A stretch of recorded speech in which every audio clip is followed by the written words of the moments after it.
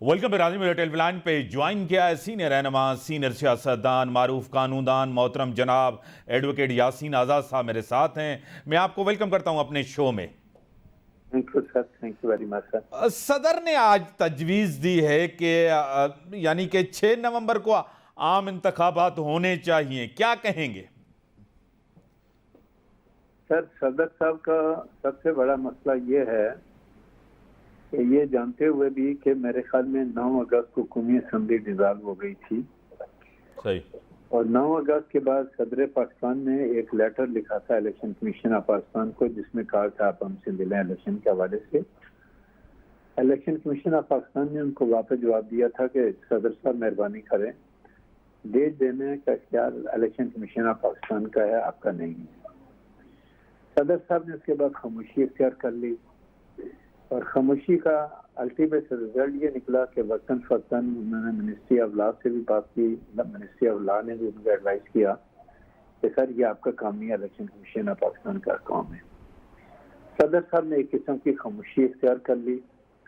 और आपको पता है कि 9 सितंबर को सदर पाकिस्तान साहब का टाइम पीरियड तो वैसे 5 साल पूरे हो गए थे। कानूनी एतबार से जब तक नया सदर नहीं आता उन्होंने रहना था, लेकिन इखलाकी तौर पर अगर सदर साहब ये समझते हैं तो फिर टेन्योर पूरा होने के बाद छोड़ देते, कोई और सदर बन जाता आर्जी टाइम के लिए। 6 महीने की एक्सटेंशन भी आपने ले ली। अब सदर साहब की खामोशी के बाद आज अचानक 2 दिन से मैं लगातार ये सुन रहा था कि पीटीआई के लोग ये मुतालबा कर रहे थे कि सदर साहब डेट का ऐलान कर रहे हैं 90 दिन के अंदर। और सदर साहब ने डायरेक्ट तो 90 दिन के अंदर जिस तरह पंजाब में जल्दबाजी दिखाई थी वो तो नहीं दिखाई, लेकिन अब उन्होंने कहा कि मेरी तजवीज़ ये है कि आप ये करें। और अभी थोड़ी देर पहले मैंने देखा कि किसी हद तक उन्होंने कहा कि मैंने नवंबर कोई डेट नहीं दी, ये कॉन्टैक्ट सही है, मैं उसके मतलब कुछ कह नहीं सकता, लेकिन तजवीज़ सामने आई है कि जी फलां डेट का आप दे दें। और इलेक्शन कमीशन ऑफ पाकिस्तान कल फर्ज करें अगर डेट दे देता है कि फरवरी 2024 में इलेक्शन होंगे, तो फिर सदर साहब के स्टेटमेंट की क्या कानूनी हैसियत रह जाएगी? तो मैंने पहले भी कहा था, आज भी ये कहता हूँ कि सदर साहब पीटीआई के दौरे हुकूमत में वक्तन फक्तन कई रेफरेंस उन्होंने सुप्रीम कोर्ट को भेजे, 2 या 3। तो सदर साहब अगर ये समझ रहे थे कि ये जो सूरत हाल है, जो मुझे कहा गया कि आपको इख्तियार नहीं है, तो सदर साहब रेफरेंस सुप्रीम कोर्ट को भेज देते कि भी आप मुझे राय दें कि इलेक्शन 90 दिन में कब होने चाहिए। वो भी सदर साहब ने नहीं किया। या पीटीआई जमात की तरफ से प्रेशर आया तो उस प्रेशर से बचने के लिए उन्होंने कहा जी फलां तारीख तक इलेक्शन हो जाना चाहिए, तजवीज़ किया, डेट नहीं दी। तो तजवीज़ करने में और डेट देने में बड़ा फर्क है। सही। अब जो सूरत है, बार बार आर्टिकल 48 का मिसाल हवाला दिया जाता है, तो आर्टिकल 48 का जो रिक्वायरमेंट है उसका टाइटल अगर देखेंगे तो president shell act under the advice of prime minister, ये वर्ड है। फिर उसका 1 भी है, 2 भी है, 3 भी है, फिर 4 आता है। अब 1, 2, 3 को तो प्रेसिडेंट साहब भूल के 4 पे जहाँ जाते हैं, तो 4 में मेरे नजदीक उसकी इंटरप्रिटेशन ये है कि अगर असेंबली मदद करने से पहले डिसॉल्व हो गई, प्राइम मिनिस्टर ने एडवाइस की। आज तो प्राइम मिनिस्टर कोई नहीं है ना, आपके पास प्राइम मिनिस्टर कौन है? केयर टेकर प्राइम मिनिस्टर है और कैबिनेट भी मौजूद है। सदर साहब अगर आज ये महसूस करते हैं कि डेट देने का इख्तियार वहाँ है, तो फिर care taker prime minister cabinet से अप्रूव करके उनको एडवाइस करें कि जी ये डेट आप दे दें, सदर साहब दे दें। तो सदर साहब दोनों तरफ खेलना चाहते हैं, पार्टी को भी खुश करना चाहते हैं और एस्टेब्लिशमेंट को भी नाराज नहीं करना चाहते। तो मैं समझता हूँ कि सदर साहब ने हमेशा सदर पाकिस्तान कम एक्ट किया, पार्टी के पॉलिटिकल वर्कर की हैसियत से उन्होंने ज़्यादा काम किया। जो पार्टी ने कहा, आपने देखा होगा कि 3.5 साल दौर में इतने ऑर्डिनेंस हमारे सदर साहब ने इश्यू किए हैं कि शायद इस तारीख में हुए हों। सही। तो मैं ये समझता हूँ कि मैं सदर साहब ने ये जो कहा कि जी नवंबर में इलेक्शन होने चाहिए, ये पार्टी प्रेशर में आने के बाद ये उनका स्टेटमेंट है। आप एक खत और लिख दिया, कल इलेक्शन कमीशन ऑफ पाकिस्तान आपको वापस जवाब देगा कि सदर साहब मेहरबानी करेंगे, आपका इख्तियार नहीं, ये मेरा है और डेट देने का मैं मजाज हूँ, मैं डेट जब भी चाहूँगा मैं दे दूंगा। तो फिर क्या सूरत हाल बनेगी? क्या सदर के पास कोई ज़ाब्ता है डेट ऐलान करने का, सदर इस पोजीशन में है डेट देने की। तो आप बड़ी मुश्किल से आपने देखा होगा कि डॉलर कंट्रोल हो रहा है, उसकी वजह से दूसरी करेंसी भी कंट्रोल हो रही थी, हम बेहतर हालात की तरफ जा रहे थे और डॉलर 327 से मेरे ख्याल में 300 पे आ गया। तो ऐसे सूरत में इस तरह के हालात पैदा करना का मतलब यह है कि फिर अफरा तफरी पैदा करना, ताकि जो माशी तौर पर डॉलर की कीमत बढ़ने की वजह से हम क्राइसिस में आ रहे थे और काफी हद तक हम कंट्रोल की तरफ जा रहे हैं, आपके इस स्टेटमेंट की वजह से कल पता चलेगा कि पता नहीं फिर डॉलर बढ़ना शुरू हो गया। तो सदर साहब को से मेरी अपील ये है आपके प्रोग्राम के हवाले से कि मेहरबानी करें, इस पाकिस्तान पर रहम करें, सिस्टम को चलने दें और आप सदर पाकिस्तान बनकर दिखाएं, आप पीटीआई को वर्कर बनकर ना दिखाएं तो ज्यादा बेहतर है। मैं इससे ज्यादा और कुछ नहीं कहना चाहता।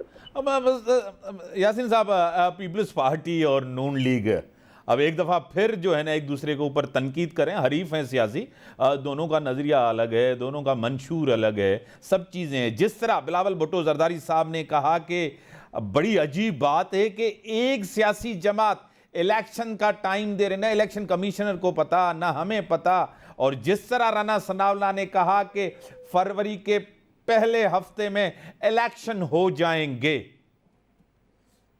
सर, बिलावल भुट्टो साहब से मेरी मेरा कहना यह है कि जब सीसीआई की मीटिंग हुई थी तो क्या बिलावल भुट्टो साहब उसके अंदर मौजूद नहीं थे? सही। क्या सारे चीफ मिनिस्टर जो है ना चारों सूबों के मौजूद नहीं थे? तो क्या मर्दमशुमारी जो है वो आईनी रिक्वायरमेंट नहीं है? क्या मर्दमशुमारी के मुताबिक हल्का बंदियाँ जरूरी नहीं है? जब मर्दमशुमारी आपने करा ली तो हल्का बंदियाँ जरूरी है ना, वो भी आइन की रिक्वायरमेंट है। यही वजह कि इलेक्शन कमीशन ऑफ पाकिस्तान को इस बात का अंदाजा है, जो आईनी अदारा है, कि अगर हमने ये बात ना की, हल्का बंदियाँ नहीं होंगी तो वो इलेक्शन जो है इंटायर डिस्प्यूटेड हो जाएगा। तो अब हल्का बंदियाँ करने के बाद, जैसे कि उन्होंने कहा 30 नवंबर तक हल्का बंदियाँ मुकम्मल हो जाएंगी, तो राना सनाउल्लाह साहब का कहना हो या ना हो, मेरा खुद का कहना यह है कि फरवरी 2024 में इलेक्शन हो जाएंगे। लेकिन इफरा तफरी पे मैं कहता हूँ कि पाकिस्तान में मत पैदा करें, इससे पाकिस्तान के हालात खराब होते हैं, माशी तौर पर हम तबाही बर्बादी की तरफ जाते हैं। इस पाकिस्तान को बेहतरी की तरफ जाने दें तो ज्यादा अच्छा है। यह आइन के आर्टिकल से पाकिस्तान के 24 करोड़ आवाम का कोई ताल्लुक नहीं है। 90 दिन में होते हैं। आप बिलावल भुट्टो साहब खुद कहते हैं कि 90 दिन में हो जाएं, 120 दिन में हो जाएं या उसके बाद हो जाएं, क्या फर्क पड़ता है? आज तक उनका स्टेटमेंट काफी हद तक ये है। और जरदारी साहब ने खुद ये एडमिट किया कि सीसीआई की मीटिंग में ये बात हुई थी, हल्का बंदियों की बात हुई है, उनका पॉइंट ऑफ व्यू बिल्कुल डिफरेंट है। तो मैं ये समझता हूँ कि बिलावल भुट्टो साहब चूंकि पार्टी के सदर हैं, पार्टी आपने अपने चूंकि इलेक्शन आइंदा आ रहे हैं, तो हर सियासी जमात अपनी फेस सेविंग के लिए कोई न कोई नई बात कर रही है। आज जिस तरह आपको पता है कि 21 अक्टूबर यहाँ सभी पाकिस्तान आ रहे हैं, इसका मतलब है मियां सबको भी पता है कि अक्टूबर में इलेक्शन नहीं हो रहे हैं, अक्टूबर के बाद ही होंगे। तो मैं समझता हूँ कि जो सूरत है वो बेहतरी की तरफ जा रही है, अल्लाह करेगा बेहतर होगा। तो सदर साहब को मैं कहता हूँ, अपील करता हूँ फॉर से, आप सदर पाकिस्तान बनकर बात करें, पार्टी के पॉलिटिकल वर्कर बनकर ना करें, इससे पाकिस्तान क्राइसिस में होता है और मुल्क का नुकसान होता है। अब यासीन साहब, आपने अब पीटीआई का दौर देखा, मईशत का एक बुरा हाल था, ऐसे कोई इनकार नहीं है।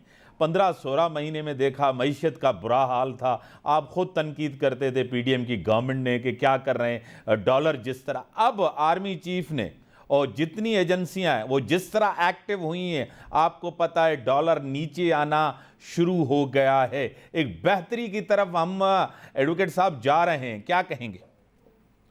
सर, शुरू नहीं हो गया, 327 वाला डॉलर आज 300 से भी कम में आ गया और वह मुसलसल कीमतें गिर रही है। डॉलर की कीमत गिरने के साथ साथ आपने देखा होगा कि जो दूसरे मुल्कों की करेंसियां वो भी नीचे गिर रही हैं। सही। तो 327 से एकदम 300 पे आना कोई मामूली बात नहीं, बहुत बड़ी तब्दीली है। और कोशिश ये हो रही है कि ये डॉलर 250 तक आ जाए। अल्लाह करे ऐसा हो, पाकिस्तान के हालात मजीद बेहतर होंगे।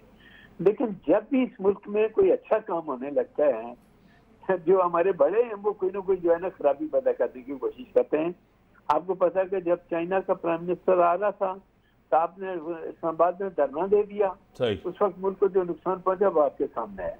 अभी सदर के इस वजह से कल आप देखेंगे स्टॉक मार्केट का नीचे आना शुरू हो जाएगी। तो सदर साहब को पता नहीं, समझ में नहीं आता। सदर साहब 5 साल पूरे कर चुके हैं, पार्टी प्रेशर अगर बर्दाश्त नहीं कर सकते तो पेंशन साहब उनकी हो जाएगी, आराम से जाके घर बैठे और सेनेट का चेयरमैन या जो भी कायम मकाम सदर बनता है गवर्नमेंट के साथ कायम मकाम सदर भी चल जाएगा। लेकिन मुझे पता है कि सदर पाकिस्तान 6 महीने का पीरियड कभी भी ज़ाया नहीं करेंगे, वो उस पर जाम रहेंगे। बाकी बातें पीटीआई की मानेंगे, जहाँ उनका अपना इंटरेस्ट है उसमें वो कंटिन्यू रखेंगे। बड़ी मेहरबानी सर, आपने टाइम दिया। नाज़रीन ब्रेक जो टाइम था ब्रेक हम पहुंचा चुके।